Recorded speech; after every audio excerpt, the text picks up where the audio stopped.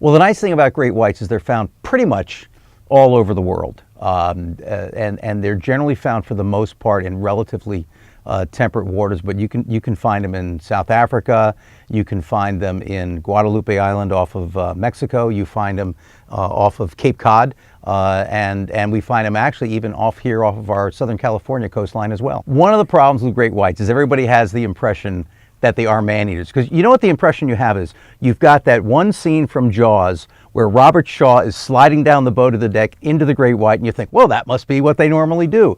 But that's not the case. Basically, great whites, like most sharks, are sort of garbage disposals of the ocean. Their job is to eat the things that are dead and dying, and they do that actually quite well. And when you take a top predator like that out of the ecosystem, well, it's a domino effect that some of the animals they may have been keeping in check now the populations can explode, and you don't know what the imbalance will produce. So it's very important to take not only great white sharks, but all types of top predators and make sure they stay in the numbers that they are. We have some idea about why they show up at Isla Guadalupe, or if you just want to Americanize it, Guadalupe Island every year. We think there's some mating that may be going on. We think there's some social ordering going on, who's top dog for this year or whatever it might be. There's also a very large pinniped colony there, seals and sea lions.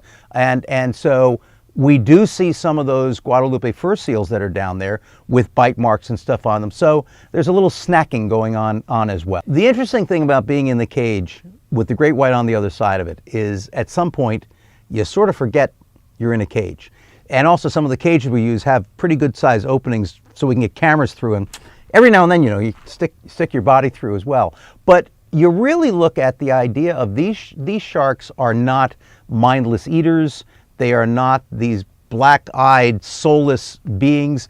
They're checking you out. You are communing with them as best you can, and it seems like they're as curious about you as you may be about them. Now, I will give the caveat that I don't know if I'm getting so comfortable with these sharks that it's a false sense of comfort, that I'll be sitting there with half my body out of the cage sometime and the guy will come up behind me and say, oh, doesn't that look tasty? But I really don't think they're not out there to hurt you. We have instances where they're just investigating. Maybe they bump the cage or see what's going on. And it's a really interesting experience, especially in the back of your mind, you've got that idea that, ooh, this could go the wrong way. We have done some tagging. There's actually, there was a study done, I want to say at Stanford, where they tagged 6 great white sharks up in that area and tracked them out to Hawaii and back, and we see that they go to this shark cafe in the middle of the Pacific Ocean. In Guadalupe Island, they've tagged, I won't say they've tagged, they've identified over 200 sharks. They've tagged some of them. I mean, the nice thing about Guadalupe is that the conditions are relatively reliable, the visibility is excellent, and if you watch the Discovery Channel Shark Week in 2016, almost every great white program that they did was shot at Guadalupe Island because it's a good research lab, sort of a natural history lab, if you will, and they are tagging some sharks. But again, tagging a great white is tough. It's a little bit harder than it sounds, so hopefully the research will continue.